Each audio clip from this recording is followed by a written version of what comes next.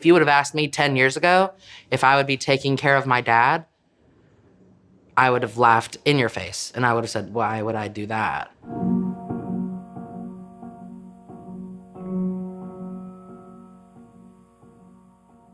So I live with my 10-year-old daughter, and then my dad lives with me and he has alcohol onset dementia. And my mother lives with me as well, and she has a traumatic brain injury. And we all just live together in our little nursing home. And my parents are divorced.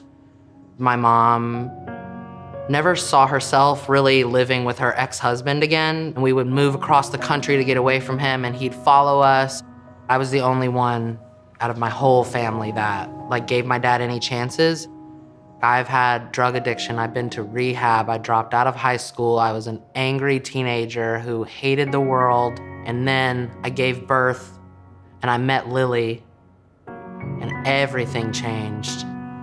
The love I feel for my daughter and my mom and my dad has changed me.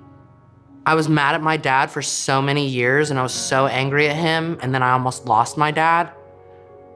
And I could not imagine a life without him in it, and I don't want to. When my dad was first released into my care and I became his full-time caregiver, it was very overwhelming and a very helpless feeling to me. I felt alone because it was just all put on me all at one time. I don't think people understand that being a caregiver isn't just going to somebody's house, taking care of them, and leaving. I don't get the opportunity to leave. Caregiving is my life, 24/7. And taking care of my parents and this situation I'm in, definitely has its moments of sadness, but I'm happy with them here.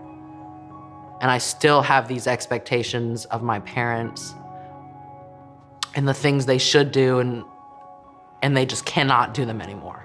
So I feel guilt for expecting those of them. And I know I need to let those expectations go. But when I let those expectations go, I feel like it's real and I'm letting my parents go. I do feel trapped in my emotions sometimes, and I feel like I'm not allowed to feel how I want to feel because I signed up for what I'm doing, and I don't want anybody to feel bad for me ever. I'm hard on myself because my dad always taught me to be. A lot of the times it feels like I have to be a caregiver before I'm even a person, and that doesn't feel fair sometimes. I leave myself hanging to make sure everyone else is okay, and that's where I struggle, but I'm working on it. My dad is happy just to be sitting in the same room as me. We just sit there and he'll look at me and he'll say, I love you, thank you for everything you do for me. He doesn't even know what I do for him. He has no idea.